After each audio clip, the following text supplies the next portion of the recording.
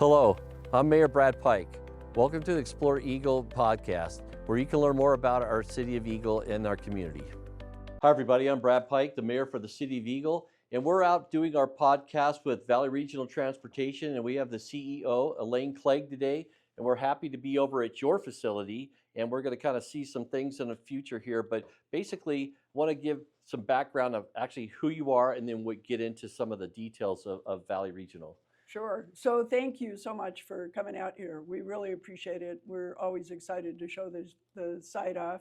I'm Elaine Clegg. I used to serve on the city council in the city of Boise for many years. I also worked for a nonprofit that worked on transportation and land use around the state of Idaho. So a lot of experience with all kinds of transportation issues in Idaho. And at the end of my city council career, this job became open, and I was excited to apply for it because I love transit. I've ridden it my whole life, and the transit system here is not very well funded because we don't have dedicated funding.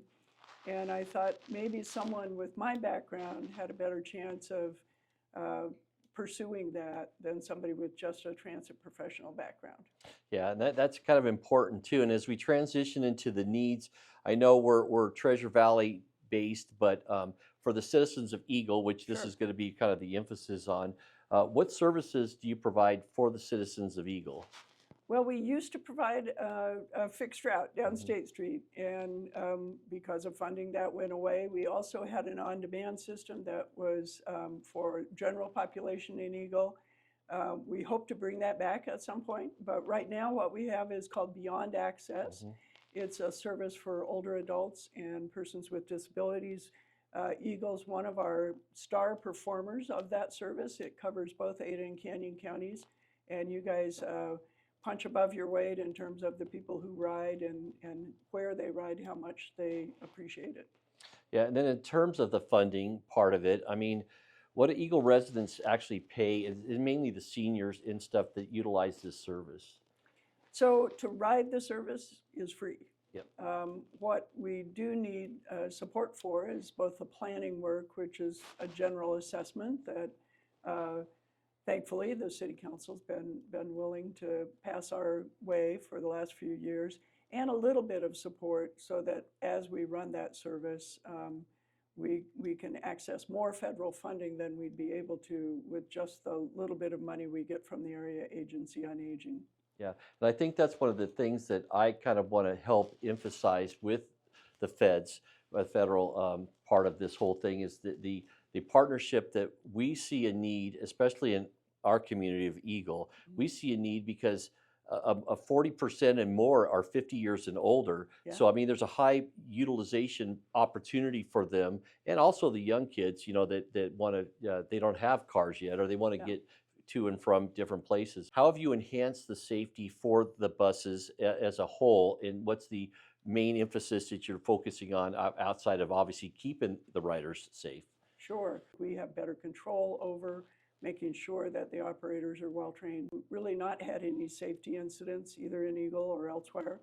We're pretty proud of that. What we've done is work really hard with the various groups within Eagle to understand their needs and respond to those. We do dinner trips that are a specialty trip. We have to find a specialty driver for that, but we've been able to do that. We do a few excursion trips. And mostly we take people places they didn't used to be able to go. So used to be that you could get to places within Eagle, maybe over to Star, but you couldn't get all the way to Southeast Boise. You couldn't get to Nampa or Caldwell, and now you can. And so I think as we're hearing about it, the folks in Eagle really appreciate that. And to medical appointments. We do a lot of medical appointments. We do foresee more service again in Eagle. We see service on State Street again. We see service for the general public and not just for the older adults. In that on-demand system, we think that would be a real benefit. The other thing that Eagle has that is interesting to us, we've begun serving events and places that attract a lot of people in a short period of time. So Eagle Island State Park is one of those places. Your new sports park is going to be another one of those. And as our system expands, there may be opportunities to help people get to and from those events, maybe with a little less congestion, with a little less hassle in the parking. How do you want people to get to you to get answers and questions and all those things? Sure. So we have a very active website, ridevrt.org. And if you go to that website, whenever we have opportunities to comment, those are always on there. We have a news section, we have an about section. You can always contact my office. And our communications department is very active in outreach. They have 2 people that are focused almost solely on outreach. One does social media, so you can watch social media. The other one works with community organizations, and then both of them go to outreach events as well as other staff. So if people are interested in that kind of outreach, contact us, go to the website. There's one number that is on the website to call that can get you to anywhere within the organization. Okay, and I think also helping with the networking, if we receive information to the City of Eagle for you, we will just pass it on. We'll probably forward an email, or we'll forward our public information officer will contact yours, and we'll get some information. So basically, I thought it was really important to get an opportunity for you to come and share exactly the updates that Valley Regional Transportation's doing, and how, because we're as we grow, I think the need will come in naturally. I think it'll just happen on its own and stuff. And sometimes you don't want to get the cart before the horse. So I think we're kind of getting into this flow of where the needs are, how they get answered, and those kind of things. So is there anything else that you think that you would like to get out to the public that we haven't talked about right now? Well, one of the things we're doing is helping ITD. You talked a little bit about Compass. We're a member of Compass. All of the cities are, ITD is, as are the counties. We're working with ITD, City of Boise, City of Garden City, and CCDC on that last stretch of State Street Highway 44 coming into Eagle, to enhance it in a way that will allow ITD to do some improvements that have long been needed. Those will include some new signals, some new intersections. For us, the impact is that we'll be able to get a multi-purpose pathway along it, which will mean that riders and bike riders can get to our services much easier. We'll have a couple of sites where we'll have good enhanced bus stops. And so it sets up the next step, which is service then past that border between Boise and Eagle and on toward Star through Eagle, and really excited about that. And one of the things I did want to talk to you about, it's a little off subject a little bit, but it's one of the things I'm excited about is the train service coming into Boise to be able to. I love trains, so I mean, I'd love nothing more than to take a train trip, up to Seattle and across the United States and things like that. So where are we with those kind of conversations? But what I have learned is that there really is opportunity and demand across the United States, but particularly in regions like ours, where there is spotty air service. I mean, Boise has a great airport, Spokane does, Salt Lake does. Other than that, there's not really much in the region. So if you want to travel long distance, there's very few ways to get there. Even if you want to travel city to city, the intercity bus service is pretty spotty. So we know there's demand.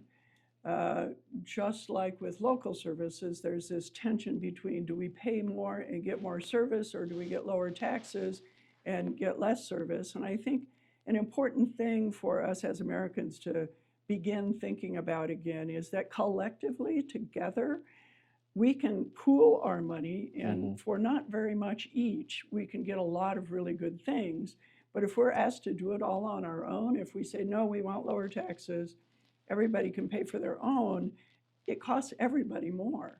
Because you just can't get that volume efficiency that you can get if you pool your money. It's it's just a common knowledge of how economies work. So with Amtrak, we're studying expansion. It isn't going to happen tomorrow, but I've actually begun talking, as have some of the Congress people in this region, about what would it take to begin to provide service by the Salt Lake Olympics in 2034. Mhm. And so there's a move afoot to at least plan for and look what that would take, how much it would cost, the things that would be needed. And once that plan is done, then we can look at it and say, okay, what would it take to make it happen? So the challenges around the country, as I've learned, are that there's not enough trains. The train sets in the United States are old, they need replaced, there's not very many manufacturers. Amtrak is just putting out an RFP for $7 billion worth of new trains. That's going to help a lot. But because the existing train sets are so old, it mostly just replaces them. It won't be extra new ones. So we need more train sets. We also need more operating support because those long distance routes are paid for by the whole United States. I think it's only fair because 25% of the people in the United States don't have access to Amtrak within a reasonable distance, but they're paying taxes. They're helping support it in other places. So, you know, the answer will come later. I wish I could say, yes, we're going to get a train and here's when, but those are the ways that I'm approaching as a board member, inching us toward the opportunity to do that expansion within the next decade. I just wanted to say thank you for letting us come to you, and hopefully we get this information out for Valley Regional Transportation to the community of Eagle, and we'll see where we go from there. Well, thank you again for having me on the program, but also coming out here to do it so you can see all this stuff out here. We hope you've enjoyed this episode of Explore Eagle podcast, and I appreciate the opportunity to serve you as the Mayor of Eagle. If you have any topics you would like us to discuss on the podcast, please email us at pio@cityofeagle.org.